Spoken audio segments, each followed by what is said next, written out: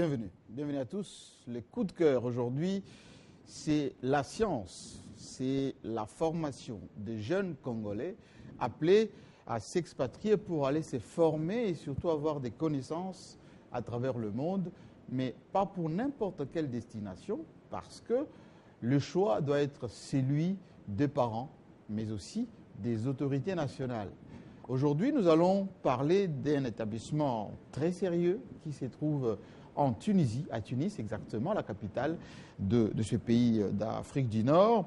C'est l'université au cœur de l'entreprise qui est l'université privée des études technologiques et scientifiques.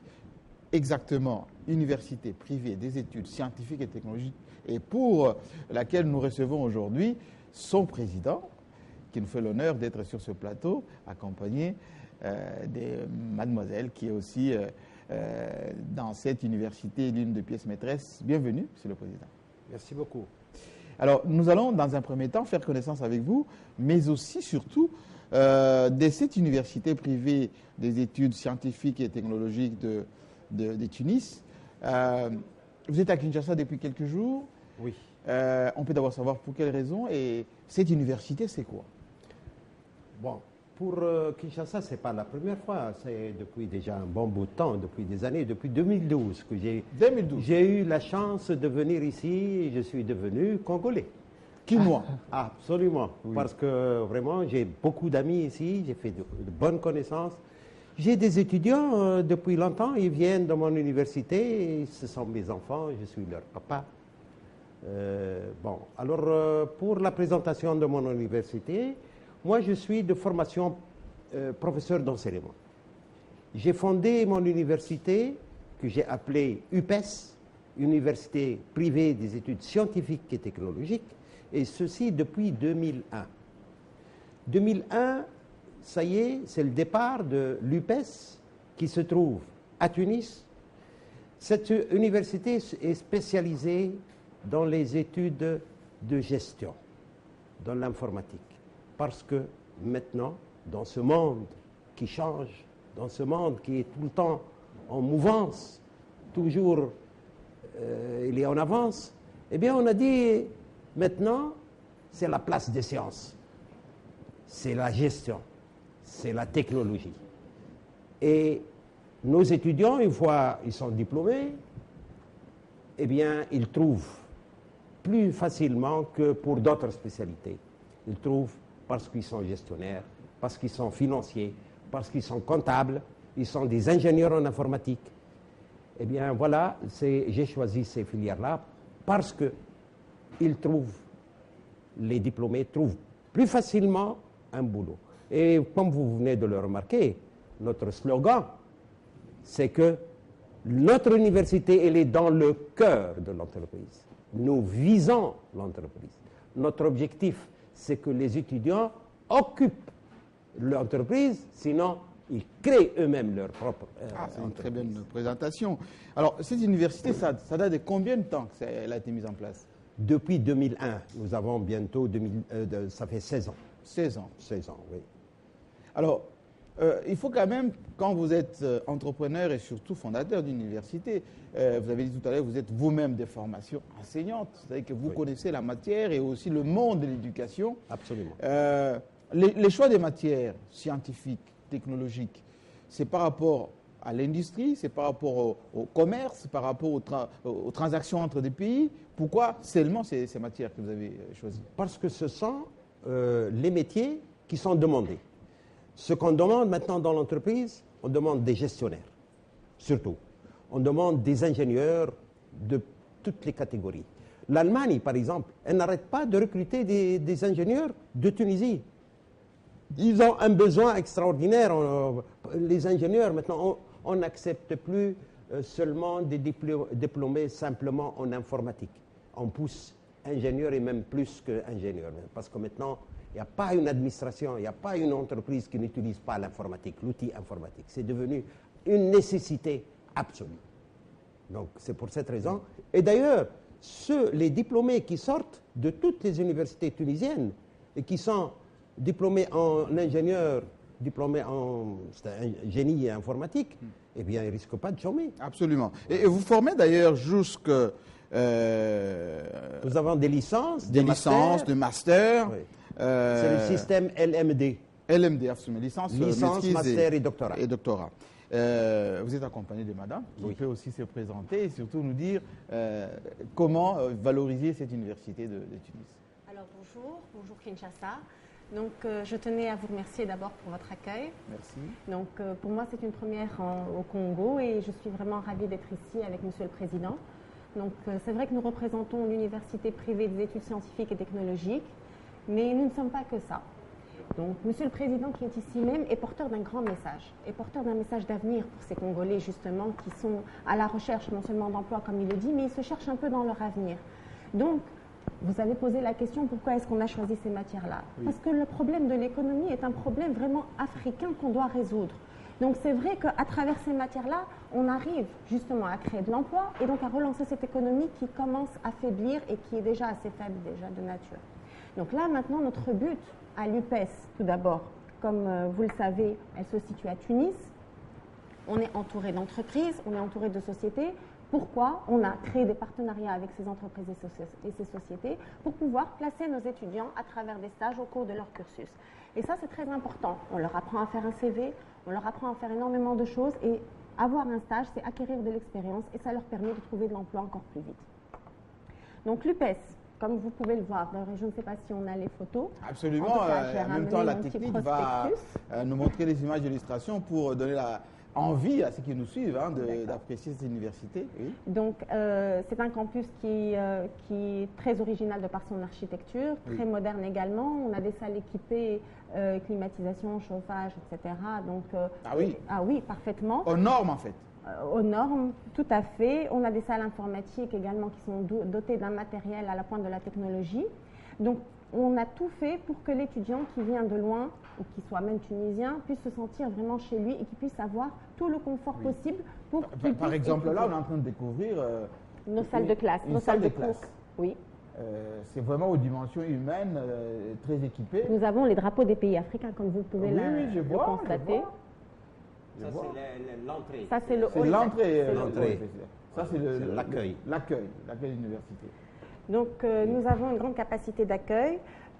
Chose qui est très importante également parce que la plupart des étudiants que j'ai rencontrés et qui veulent venir, parce que nous avons quand même parcouru quelques pays africains avant de venir ici au Congo, tous se demandent comment y accéder et le problème surtout c'est le problème financier.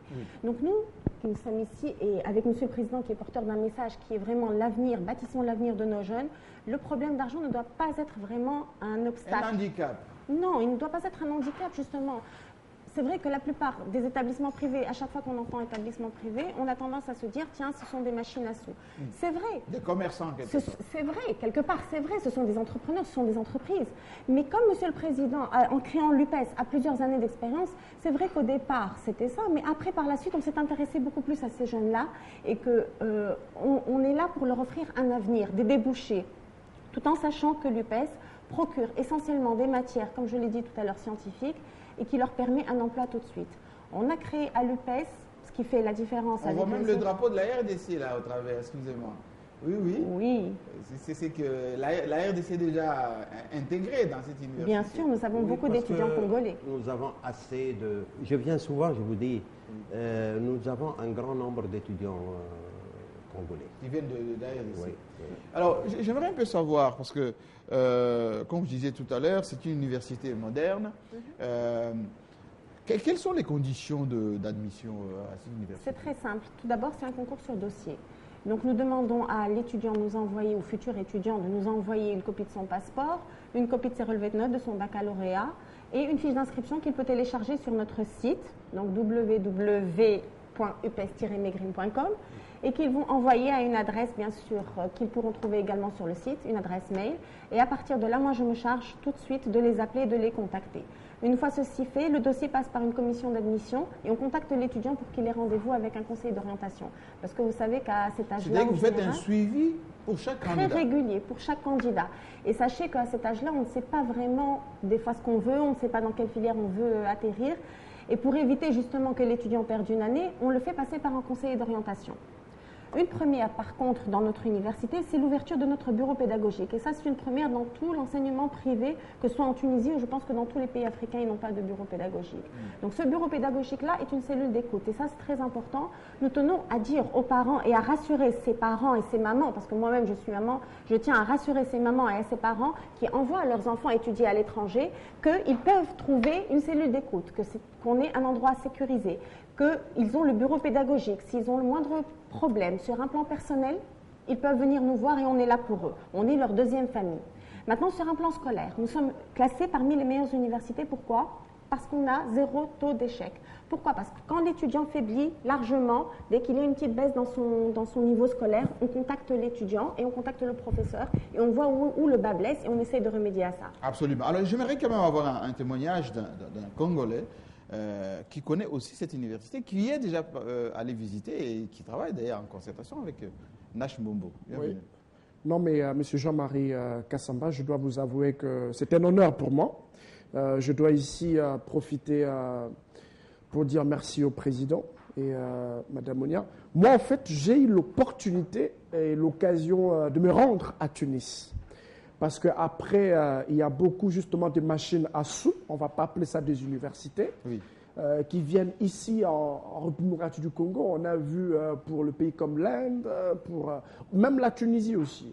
Alors, ce qui fait que lorsque j'ai attendu... Quelle est la spécificité, l'exception de cette université par rapport à d'autres? Je suis allé moi-même jusqu'à Tunis à 2 reprises. Je suis allé moi-même, c'est vrai que c'était par invitation du président.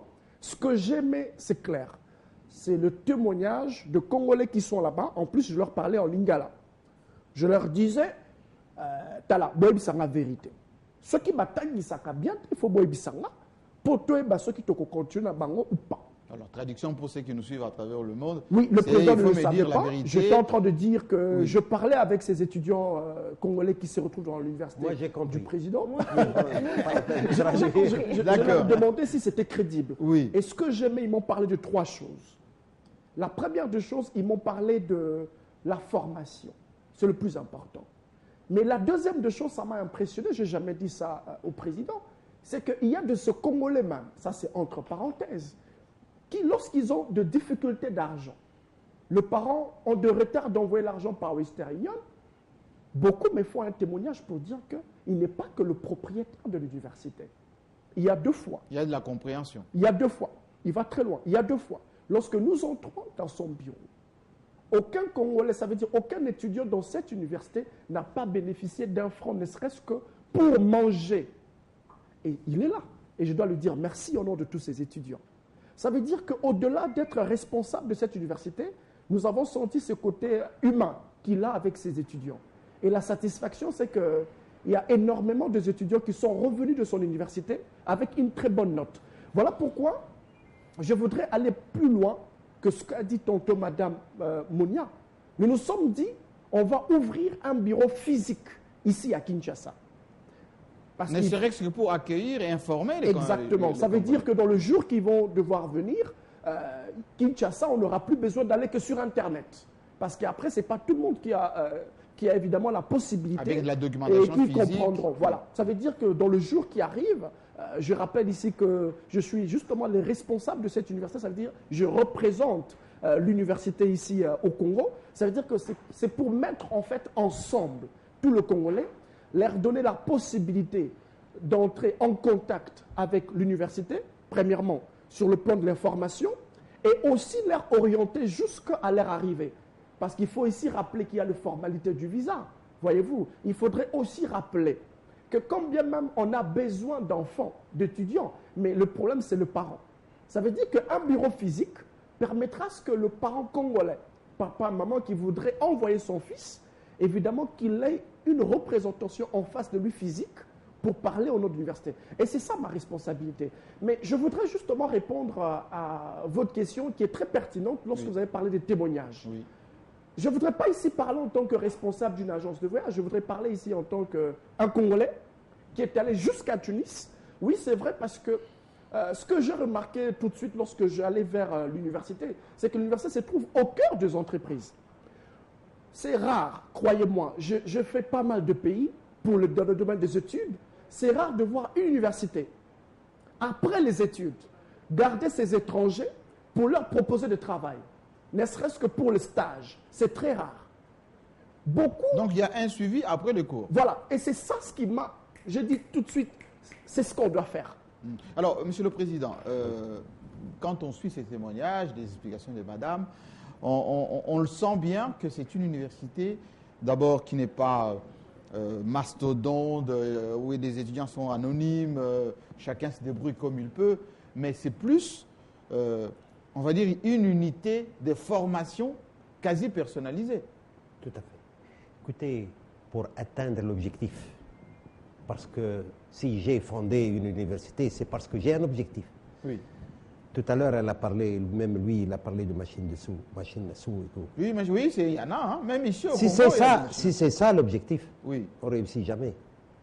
Mais au contraire, si vous vous fixez un autre objectif, c'est la réussite et l'embauche.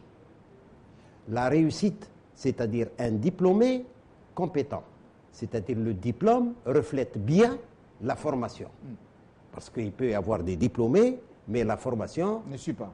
C'est pas exactement ça. Est-ce que les enseignants suivent aussi, Monsieur le Président? Voilà, justement. Oui. Alors l'objectif, on a dit former, et bien former dans le but d'avoir un emploi. Et pour cela, il faut des conditions.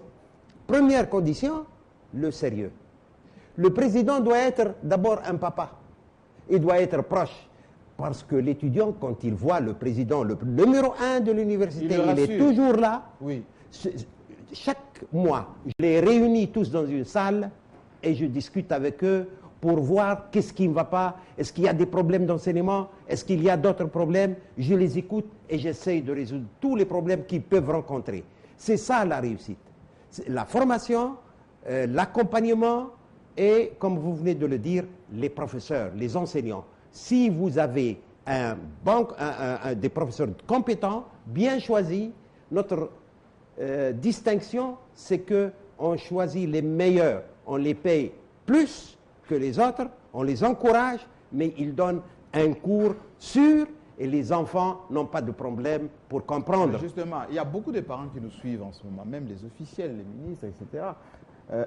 Quelle garantie que vous leur donnez que s'ils envoient leurs enfants en Tunisie, dans cette université, ils peuvent être tranquilles qu'à l'issue de la formation, cet enfant va revenir ici avec un diplôme, mais un diplôme de bonne qualité? Nous avons un historique, nous avons des témoins, il y a beaucoup de Congolais, mais vous pouvez venir, moi je vous invite, venir. Je viendrai volontiers, voilà, avec ma caméra. Voilà, vous venez avec votre caméra et vous faites un petit reportage, vous contactez les étudiants.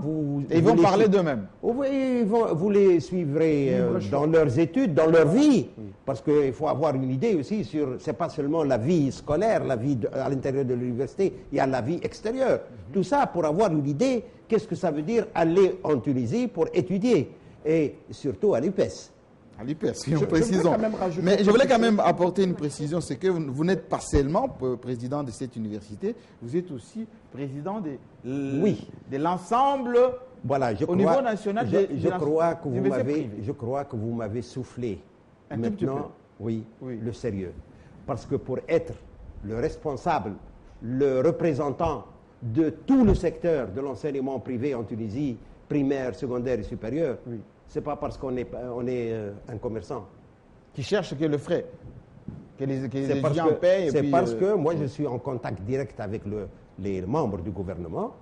Quand je dis je représente toutes les écoles, ces écoles-là, si je les représente, c'est s'il y a des problèmes, s'il faut d'autres moyens pour avancer, pour plutôt améliorer les conditions pour les études, tout ça. Donc je représente tous mes collègues, tout le secteur auprès le ministère de l'enseignement secondaire et primaire, le ministère de l'enseignement supérieur, le ministère des Finances, le ministère des Affaires sociales, tous les ministres presque, je les vois pour discuter avec eux un sujet très important, qu'est-ce qu'il faut pour que l'enseignement avance, pour que notre enseignement en Tunisie serait exactement compétitif avec l'enseignement ailleurs, et surtout en Europe ou bien en Amérique.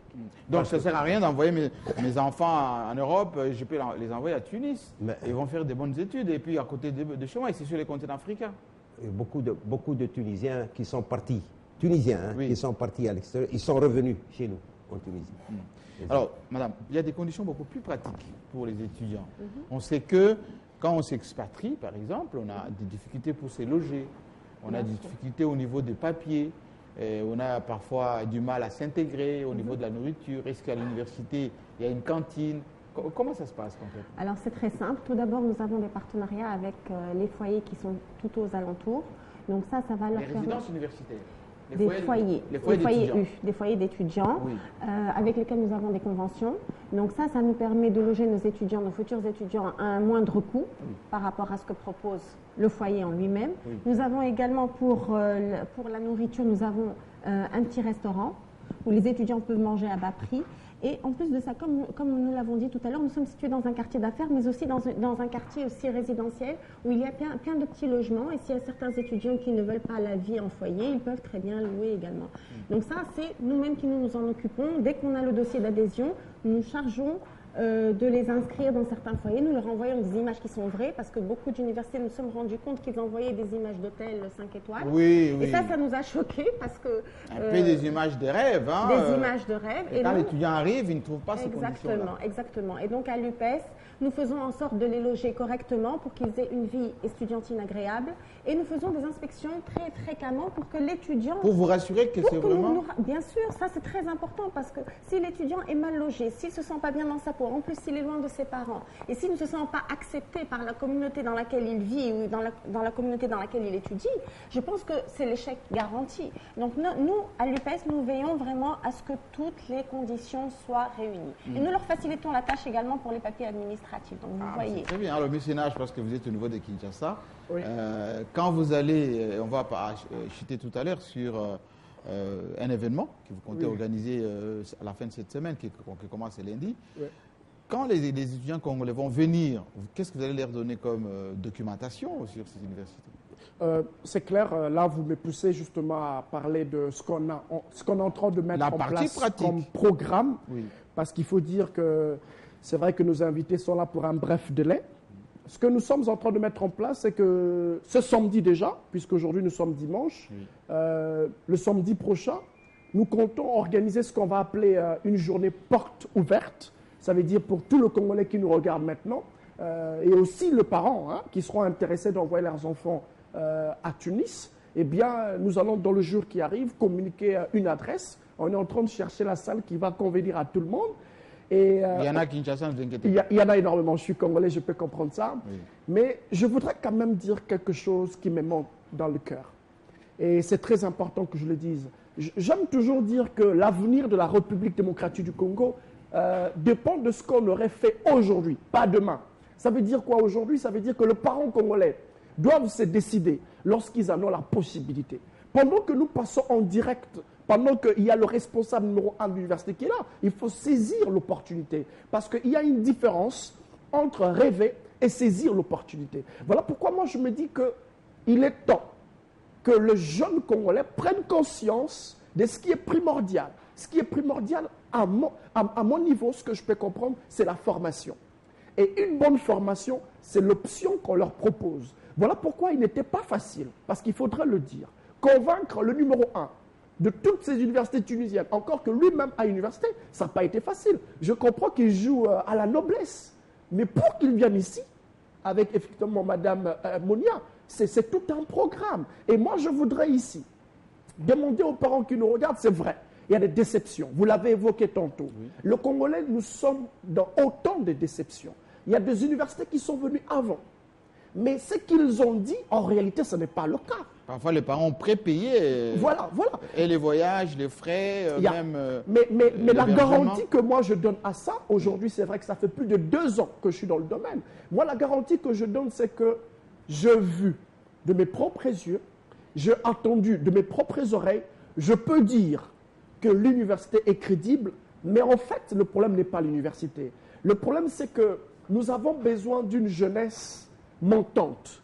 Nous avons besoin d'une jeunesse, je parle ici de la République démocratique du Congo, nous avons besoin de jeunes qui ont la tête bien formée. J'ai envie de dire la tête pleine, pas la tête vide. Et pour avoir la tête pleine et formée, il faudrait passer par de bons formateurs.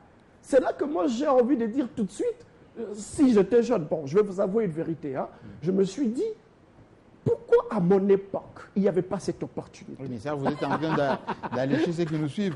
On est en direct et limité par le temps. J'aimerais que vous précisiez pour ces week-ends, donc les samedis prochains, au programme, il est prévu quoi? Et puis on donnera durant la semaine des détails beaucoup plus techniques, plus approfondis, l'adresse, etc.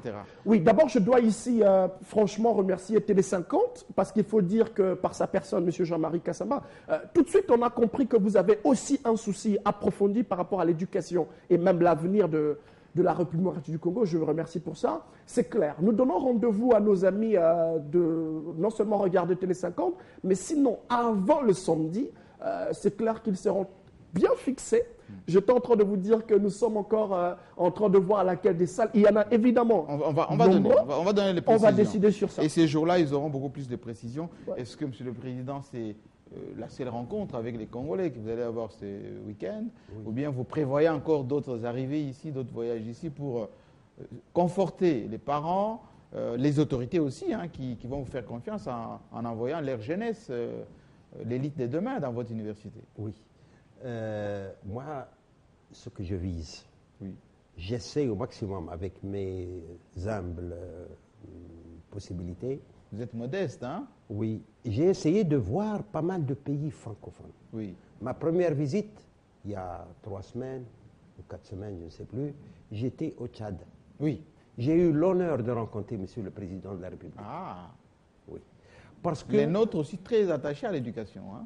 Absolument. Parce que le président, il a, à travers la chaîne, il m'a suivi en train de parler. On a dit que tous les pays francophones, tous les pays d'Afrique doivent se mettre la main dans la main pour les jeunes, pour l'orientation, la bonne orientation des jeunes.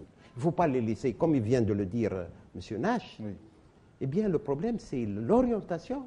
Eh bien, si à cet âge-là, avant d'avoir le bac, si lui, il n'est pas déjà décidé, s'il n'a pas déjà une orientation, eh bien, et si vraiment il s'inscrit dans une université, dans une branche qui n'est pas celle qu'il veut, celle qu'il préfère. C'est raté d'avance. Hein? Et il est raté.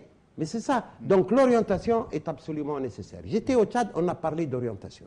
J'étais au Cameroun, il n'y a pas longtemps. J'étais à Brazzaville, je viens de Brazzaville d'ailleurs, oui. Et à Brazzaville... En itinérance, hein? À Brazzaville, j'ai profité, il y a un événement, un grand événement. Je ne peux pas citer le nom de l'organisateur, d'ailleurs c'est gouvernemental. Oui. Hein, mais il y a un monsieur qui a tout organisé. Oui. Eh bien aussi, avec la télé, on a parlé, on a dit que nos jeunes, moi, ils m'ont donné l'occasion de faire un petit discours devant le ministre de l'enseignement supérieur. Et j'ai parlé, j'ai essayé de sensibiliser que tous les pays doivent se mettre d'accord. Il doit y avoir une banque de données. Ils doivent se déterminer un peu les moyens pour le profit du jeune. Ces jeunes-là, nos jeunes, ne sont pas assez orientés, ne sont pas assez... comme on dit, il n'y a pas ce qu'il faut pour eux. Absolument. Ah, oui, par rapport à d'autres pays. Votre message Parce que la jeunesse, oui, ça c'est l'avenir. C'est l'avenir de demain. Absolument. Votre message est s'il n'y a passé. pas une politique pour les jeunes, une politique bien déterminée, bien claire, l'avenir est eh bien, compromis. ah oui. Absolument. Mais merci beaucoup. Je remercie Mme Mounia aussi d'être venue sur ce plateau. Je signale à ceux qui nous suivent que cette semaine, vous aurez de plus amples précisions sur cette rencontre entre l'université privée des études scientifiques et technologiques de Tunis, en séjour ici à Kinshasa, pour vous rencontrer, les étudiants, les parents, les officiels aussi. On vous donnera l'adresse, l'heure et le contenu du message qui vous sera transmis donc le samedi prochain, ici à Kinshasa. Gardez vos positions d'écoute dans quelques instants. La suite des programmes, les infos, effectivement, c'est votre chaîne. À la semaine prochaine avec le même plaisir.